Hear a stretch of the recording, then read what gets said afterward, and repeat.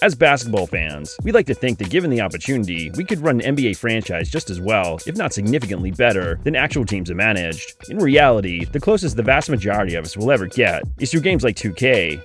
Still, while most of us have no idea how to run an actual NBA franchise, there's some pretty obvious things of what not to do, as illustrated by real-life franchises and their baffling decisions over the years. Grab him by the pussy. Each and every team, at some point in their history, has made epic mistakes, with long-reaching consequences, and that's what this series is about. I'll be covering the mistakes of each current NBA team, along with those of former clubs, and maybe even some international franchises. Here's how not to run an NBA franchise, as illustrated by the Los Angeles Clippers.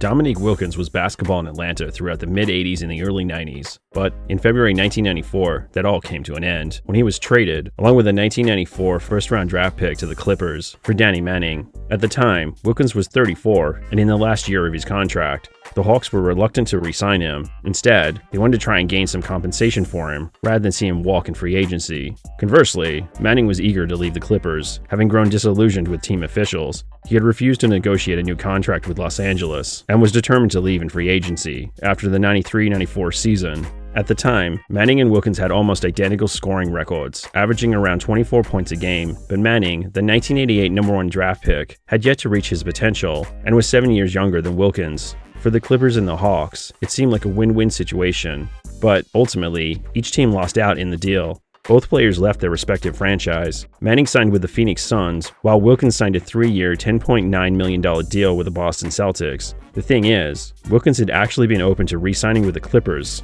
Initially, Los Angeles offered him $8 million over 2 years. Wilkins was reportedly seeking $21 million over 3 years. Still, he didn't have a problem with the Clippers' initial offer, but he and his agent did have a problem with how Los Angeles conducted negotiations. The offer was made by Clippers Executive Vice President Andy Roser, which he did directly to Wilkins, rather than through his agent, which is standard procedure for contract negotiations. Wilkins' agent, Steve Kaufman, complained. Roser responded by withdrawing the team's offer. Then, in a truly bizarre negotiation ploy, the Clippers tried lowballing Wilkins, altering their offer to just $7.5 million over 3 years, with an $800,000 bonus for making the playoffs. They also gave Wilkins just 10 days to accept it.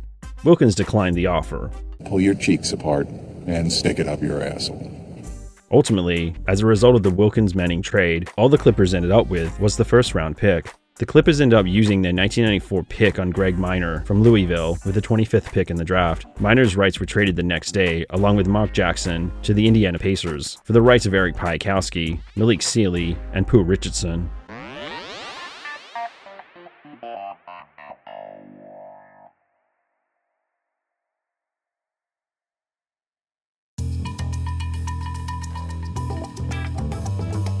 For the 1989 NBA draft, the Clippers selected Danny Ferry with the second overall pick. Ferry immediately let it be known that he didn't want to play for Los Angeles. There's Danny Ferry. You see him wearing his LA Clippers. I wonder if he's talking to his dad, Bob, the general manager of Washington. He soon signed a 5-year deal in Italy that paid him around $1.5 million a season, but gave him the option each summer to return to the NBA. Ferry teamed up with Brian Shaw, who had left the Celtics over a contract dispute. Under league rules, the Clippers would retain Ferry's NBA rights for a year after he returned to the US to play. Instead, in mid-November 1989, the Clippers traded Reggie Williams and Ferry's draft rights to the Cavs in exchange for Ron Harper and 2 first-round picks and 1 second-round pick. Ultimately, the Clippers actually ended up winning that trade. Ferry had a decent career in Cleveland, but he never became the type of star player the Cavs had hoped for based on his play with Duke and in Italy. Conversely, Harper proved to be one of the most versatile role players throughout the 90s. Spencer rebounds. Here come the Clippers on the run again. Oh boy, Ron Harper takes some passes here. Having said that, the Clippers squandered his talents before they simply let him walk over a contract dispute. In 1993, Harper had signed a 1-year, $4 million deal. At the time, it was the most the Clippers had paid for a player. Los Angeles then tried to re-sign Harper in 1994 by offering him a 5-year deal for $16 million. Conversely, Chicago offered him a 5-year deal for $20 million.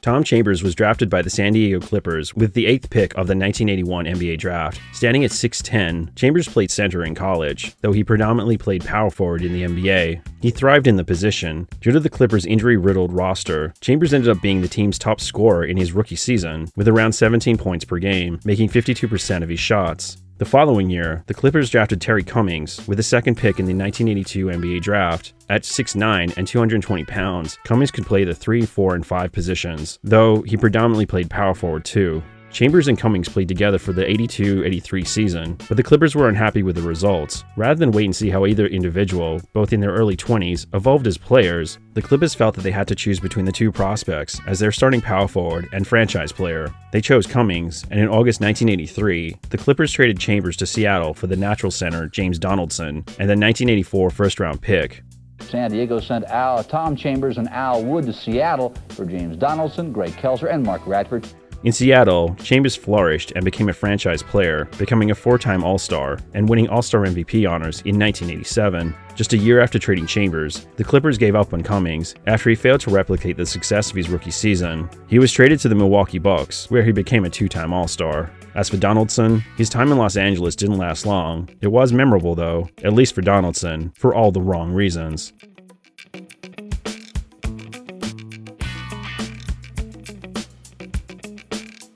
The pick that the Clippers received from the Sonics became the 14th pick in the 1984 NBA draft. The Clippers selected Michael Cage. Just 2 picks later, the Utah Jazz selected future Hall of Famer John Stockton.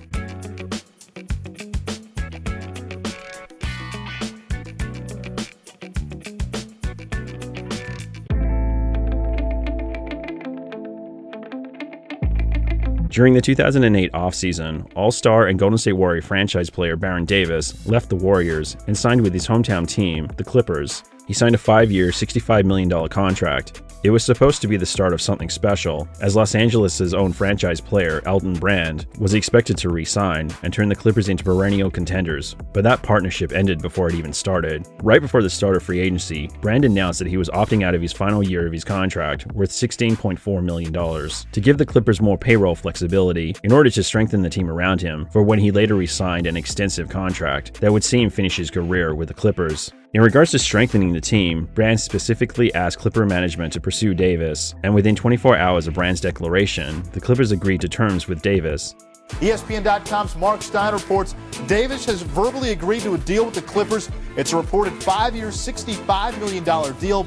Now, Davis is an LA native, and he went to UCLA. Then, the 76ers convinced Brand to jump to the Eastern Conference with a 5-year deal worth $82 million.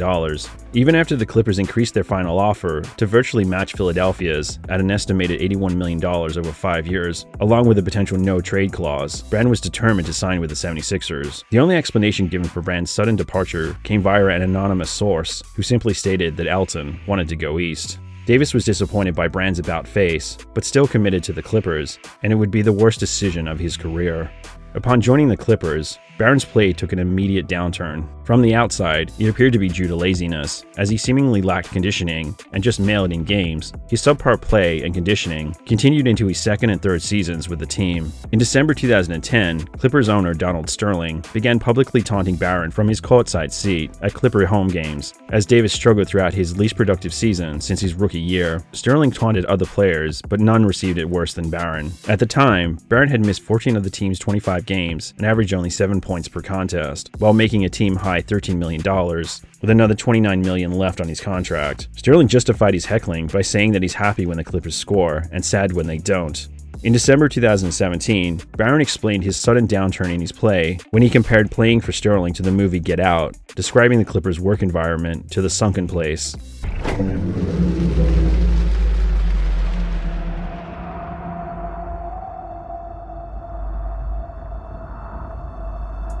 Ultimately, it was only in 2010, when Blake Griffin finally suited up for the Clippers, that Barron started looking like his old all-star self, at which point, Sterling traded him to the Cavs, ending Barron's volatile relationship with the Clippers and, effectively, Barron's career.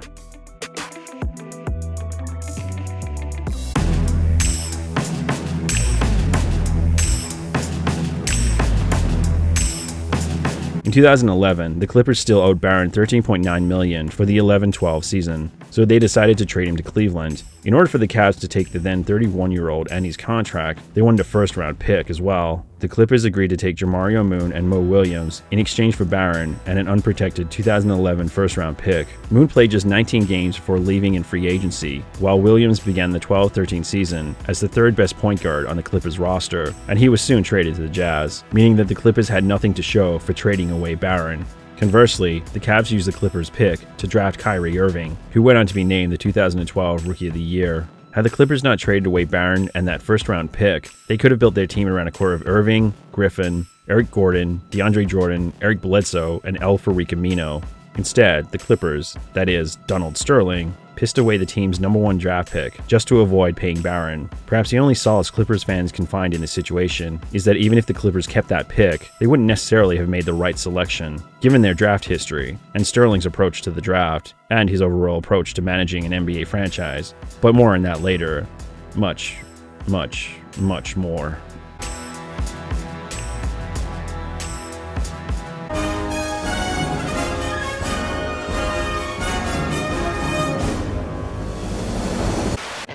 Donald Sterling was a racist businessman, then he bought himself an NBA franchise. Now, he's about to find himself balls deep in trouble when he discovers some black people like to attend basketball games.